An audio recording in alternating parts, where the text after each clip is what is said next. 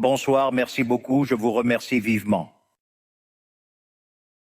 Je suis ici pour vous avertir que l'Occident est confronté à un danger imminent. Il est en danger car ceux qui sont censés défendre les valeurs de l'Occident sont cooptés par une vision du monde qui conduit inévitablement au socialisme et par conséquent à la pauvreté. Malheureusement, ces dernières décennies, les dirigeants occidentaux ont abandonné la liberté pour différentes versions du collectivisme, motivées par le désir d'aider autrui ou d'appartenir à une caste privilégiée. Cela a conduit à un changement de modèle politique et économique dans le monde occidental. Nous sommes ici pour vous dire que les expériences collectivistes ne sont jamais la solution aux problèmes qui affligent les citoyens du monde, mais au contraire, en sont la cause. Croyez-moi, personne ne peut mieux que nous, les Argentins, témoigner de ces deux questions-là. En adoptant la liberté en 1860, nous sommes devenus la première puissance mondiale en 35 ans. 35 ans, nous sommes devenus la première puissance mondiale.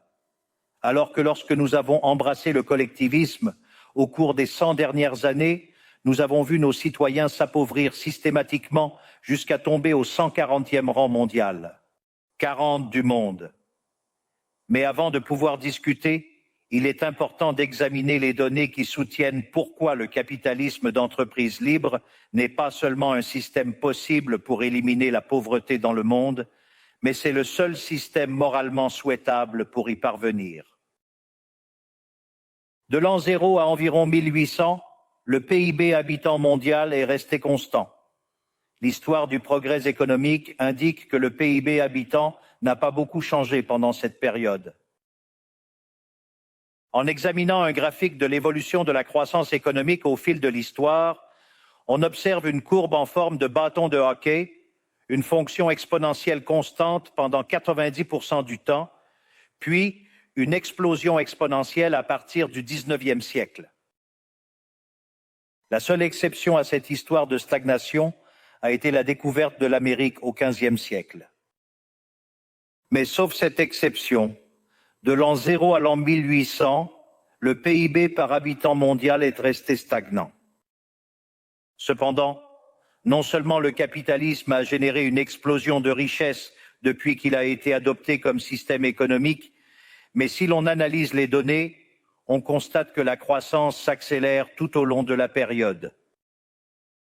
Pendant toute la période comprise entre l'an 0 et 1800, le taux de croissance du PIB par habitant est resté stable autour de 0,02% par an, c'est-à-dire pratiquement sans croissance. À partir du 19e siècle, révolution industrielle, taux de croissance 0,66%. À cette cadence, il faudrait croître pendant 107 années pour parvenir à doubler le produit intérieur brut par habitant. Entre 1900 et 1950, le taux de croissance s'accélère à 1,66% par an, puis à 1,36% à partir de 1950. Nous n'avons plus besoin de 107 ans pour doubler le PIB par habitant, mais de 66 ans. Et si nous prenons la période entre 1950 et l'année 2000, nous constatons que le taux de croissance était de 2,1% par an, ce qui signifierait que nous pourrions doubler le PIB par habitant du monde en seulement 33 ans. Cette tendance, loin de s'arrêter, reste vivante aujourd'hui. Entre 2000 et 2023, le taux de croissance a encore accéléré de 3% par an, ce qui signifie que nous pourrions doubler notre PIB par habitant en seulement 23 ans. Cependant, en étudiant le PIB par habitant depuis 1800 jusqu'à aujourd'hui, on observe qu'après la révolution industrielle, le PIB par habitant mondial a été multiplié par plus de 15 fois, ce qui a permis de sortir 90% de la population mondiale de la pauvreté. Nous ne devons jamais oublier qu'en 1800, près de 95% de la population mondiale vivait dans l'extrême pauvreté, tandis que ce chiffre est tombé à 5% en 2020, avant la pandémie. La conclusion est évidente. Le capitalisme de libre entreprise est le seul outil pour mettre fin à la faim, à la pauvreté et à l'indigence à travers le monde. Les preuves empiriques sont indéniables. Comme il ne fait aucun doute que le capitalisme de libre marché est supérieur en termes de productivité, la doxa de gauche attaque le capitalisme pour ses questions de moralité, disant que c'est injuste, selon ses détracteurs. On dit que le capitalisme est mauvais car il est individualiste et que le collectivisme est bon car il est altruiste avec les autres. Et donc, il lutte pour la justice sociale. Mais ce concept à la mode dans le monde développé ces derniers temps est une constante du discours politique dans mon pays depuis plus de 80 ans. Le problème est que la justice sociale n'est pas juste, mais elle ne contribue pas non plus au bien-être général. En revanche, c'est une idée intrinsèquement injuste, car elle est violente. C'est injuste car l'État est financé par les impôts, prélevés de manière coercitive. Comment prétendre qu'un de nous paie volontairement les impôts? L'État se finance par la coercition. Plus la charge fiscale est élevée, plus la coercition est grande, moins la liberté est grande. La justice sociale redistribue l'économie en partant de l'idée d'un gâteau réparti différemment par les partisans de cette cause.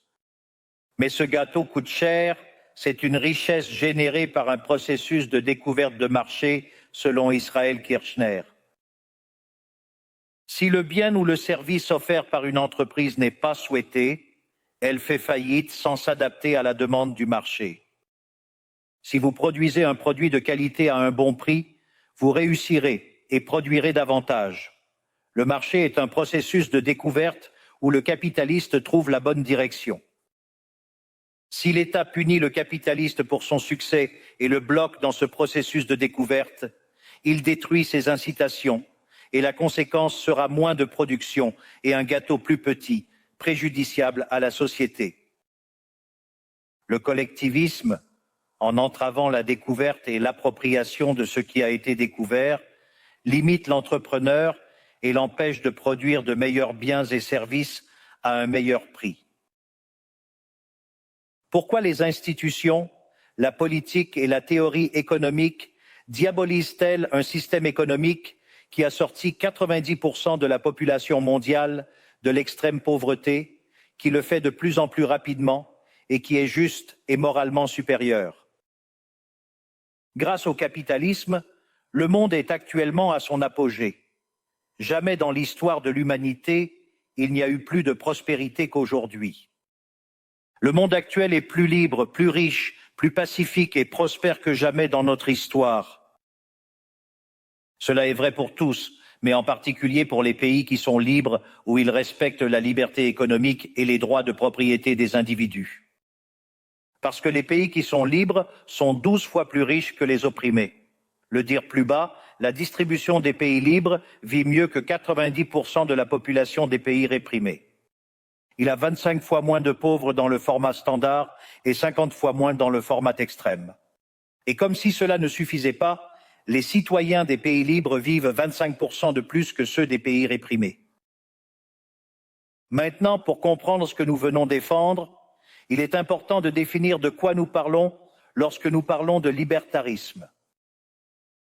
Pour le définir, je reprends les mots du plus grand défenseur des idées de liberté en Argentine, le professeur Alberto Venegas Lynch, fils, qui dit que le libertarianisme est le respect inconditionnel du projet de vie d'autrui, basé sur le principe de non-agression et en défense du droit à la vie, à la liberté et à la propriété, dont les institutions fondamentales sont la propriété privée, les marchés libres sans intervention de l'État, la libre concurrence, la division du travail et la coopération sociale, où l'on ne peut réussir qu'en servant autrui avec des biens de meilleure qualité à un meilleur prix.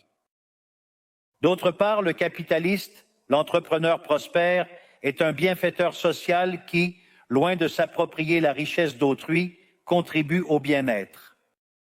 Enfin, un entrepreneur réussi est un héros. Ceci est le modèle que nous proposons pour l'Argentine du futur, un modèle basé sur les principes fondamentaux du libertarianisme, la défense de la vie, de la liberté et de la propriété. Cependant, si le capitalisme et la liberté économique ont été des outils extraordinaires pour éliminer la pauvreté dans le monde et que nous sommes aujourd'hui dans le meilleur moment de l'histoire de l'humanité, pourquoi l'Occident est-il en danger ? Je dis que l'Occident est en danger car dans ces pays où nous devrions défendre les valeurs du libre marché, de la propriété privée et des autres institutions du libertarianisme, des secteurs de l'establishment politique et économique sapent les fondements du libertarianisme, ouvrant ainsi la porte au socialisme et nous condamnant potentiellement à la pauvreté, à la misère et à la stagnation. Le socialisme est toujours et partout un phénomène appauvrissant qui a échoué dans tous les pays où il a été tenté. Cela a été un échec sur le plan économique, un échec sur le plan social, un échec sur le plan culturel et en plus, cela a tué plus de 100 millions d'êtres humains. L'Occident doit affronter deux problèmes majeurs actuellement. Ceux qui continuent à soutenir le socialisme appauvrissant malgré les preuves empiriques et la chute du mur, et nos dirigeants, penseurs et universitaires qui, avec un cadre théorique erroné, minent les fondements de notre système. Ce système a pourtant permis la plus grande expansion de richesse et de prospérité de notre histoire. Le cadre théorique que je mentionne est celui de la théorie économique néoclassique, qui conçoit un instrument fonctionnel pour l'ingérence de l'État, le socialisme et la dégradation de la société. Le problème des néoclassiques est que, comme leur modèle idéalisé ne correspond pas à la réalité, ils attribuent l'erreur à une prétendue défaillance du marché, au lieu de revoir leurs prémices. Pour contrer une prétendue défaillance du marché, des réglementations sont introduites, générant des distorsions dans le système des prix. Cela entrave le calcul économique, l'épargne, l'investissement et la croissance. Ce problème réside essentiellement dans le fait que même les économistes prétendument libertaires ne comprennent pas ce qu'est le marché, car s'ils le comprenaient, ils verraient rapidement qu'il est impossible qu'il y ait quelque chose comme une défaillance du marché. Le marché n'est pas une simple description graphique d'une courbe d'offre et d'une courbe de demande sur un graphique. Le marché est une coopération sociale où les droits de propriété sont échangés volontairement. Selon cette définition, parler d'échec du marché est un paradoxe, pas un oxymore. Pas de défaillance du marché si transaction volontaire. Seul contexte pour défaillance et coercition dans les transactions économiques. Et le seul capable de contraindre de manière généralisée est l'État qui détient le monopole de la violence. Si quelqu'un pense qu'il y a une défaillance du marché, je recommanderais de vérifier s'il y a une intervention de l'État. Si vous constatez l'absence d'intervention de l'État, refaites l'analyse, car cela est probablement incorrect. Les défaillances du marché n'existent pas. Un exemple des prétendus échecs du marché décrits par les néoclassiques est la concentration des structures économiques. Cependant, sans fonction présentant des rendements croissants à l'échelle, dont la contrepartie est la concentration des structures économiques, nous ne pourrions pas expliquer la croissance économique depuis 1800 jusqu'à aujourd'hui. Voyez comme c'est intéressant. Depuis 1800, la population a été multipliée par plus de 8 ou 9 fois, tandis que le produit par habitant a augmenté de plus de 15 fois. Cette croissance démographique et économique témoigne d'un développement majeur au cours des 2 derniers siècles. Cela signifie des rendements croissants. Cela a réduit l'extrême pauvreté de 95% à 5%. Cependant, cette présence de rendements croissants implique des structures concentrées, ce qui serait appelé par exemple un monopole économique dans certains cas spécifiques et restreints. Pourquoi est-ce que quelque chose qui a généré autant de bien-être est considéré comme un échec du marché selon la théorie néoclassique? Économistes néoclassiques, sortez de la boîte. Quand le modèle échoue, il ne faut pas se fâcher avec la réalité, il faut se fâcher avec le modèle et le changer. Le modèle néoclassique est confronté au dilemme de vouloir améliorer le marché en attaquant les échecs. mais cela ouvre les portes du socialisme et compromet la croissance économique. Exemple, réglementer les monopoles et réduire leurs bénéfices détruirait les rendements croissants, ce qui aurait un impact négatif sur la croissance économique. En d'autres termes, chaque fois que vous voulez corriger une prétendue défaillance du marché, inévitablement, par méconnaissance de ce qu'est le marché ou par amour pour un modèle défaillant, vous ouvrez les portes au socialisme et condamnez les gens à la pauvreté. Cependant, malgré la démonstration théorique de la nocivité de l'intervention de l'État, les preuves empiriques de son échec et de l'absence d'alternative, les collectivistes proposent une solution. Non pas plus de liberté, mais plus de réglementation. Cela entraîne une spirale descendante de réglementation qui nous appauvrit tous et nous rend dépendants d'un bureaucrate dans un bureau. Face à l'échec des modèles collectivistes et au progrès du monde libre, les socialistes ont dû modifier leur programme. Ils ont abandonné la lutte des classes basée sur le système économique pour d'autres conflits sociaux tout aussi nuisibles pour la vie en communauté et la croissance économique. La première de ces batailles fut le combat ridicule et contre nature entre l'homme et la femme. Le libertarianisme établit déjà l'égalité entre les sexes. Notre credo dit que tous les hommes sont créés égaux, avec les mêmes droits inaliénables accordés par le Créateur, la vie, la liberté et la propriété. Je suis en désaccord avec une plus grande intervention de l'État pour entraver le processus économique et donner du travail aux bureaucrates qui n'ont rien apporté à la société, que ce soit sous forme de ministère de la femme ou d'organismes internationaux dédiés à promouvoir cet agenda. Un autre conflit que les socialistes posent, l'homme contre la nature. Ils soutiennent que les humains endommagent la planète et qu'elle doit être protégée à tout prix, même en plaidant pour le contrôle de la population ou l'agenda de l'avortement. Malheureusement, ces idées nocives ont fortement imprégné notre société. Les néo-marxistes ont su s'approprier le bon sens de l'Occident. Ils ont réussi cela grâce à l'appropriation des médias, de la culture, des universités et oui, aussi des organismes internationaux. Ce dernier cas est peut-être le plus grave, car ces institutions ont une énorme influence sur les décisions politiques et économiques des pays membres de ces organismes.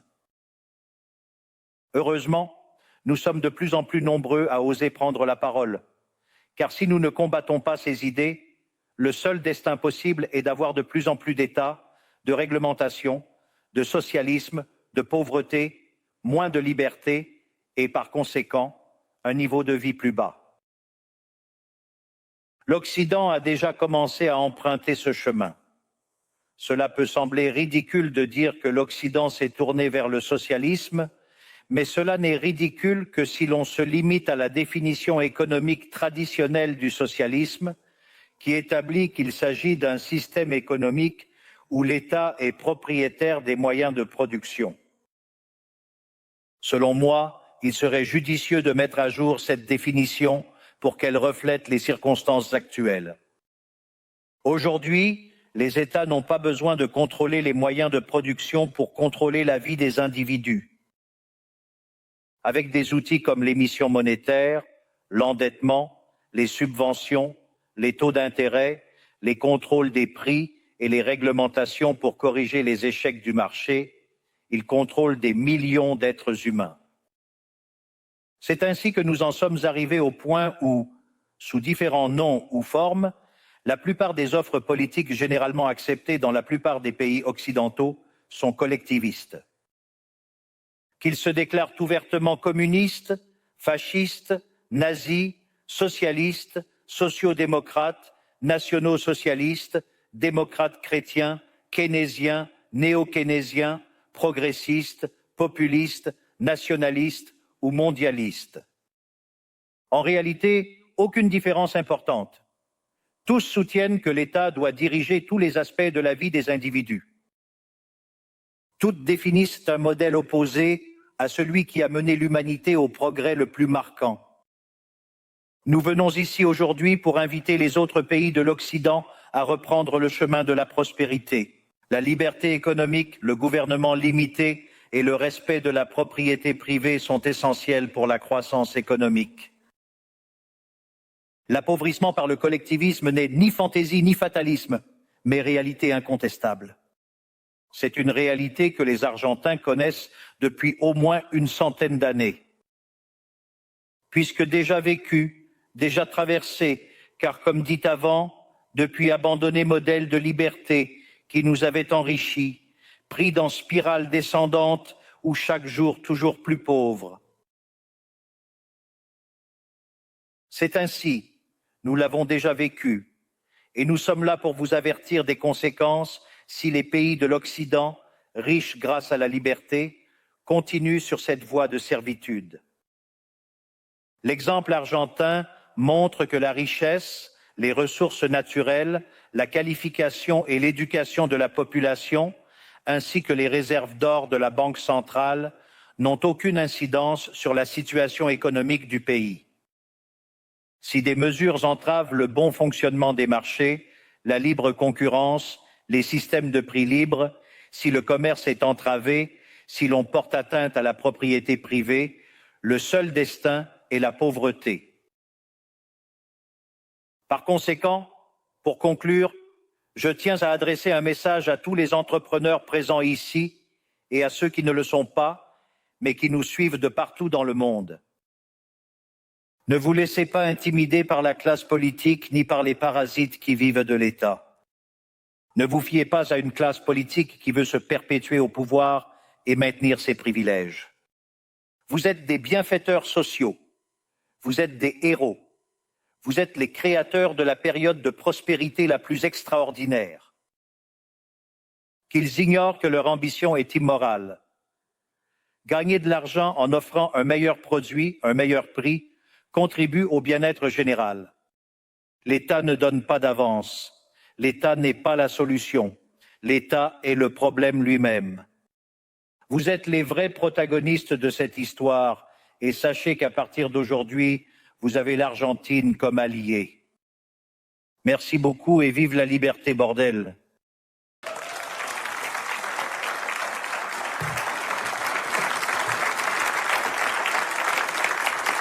Merci beaucoup.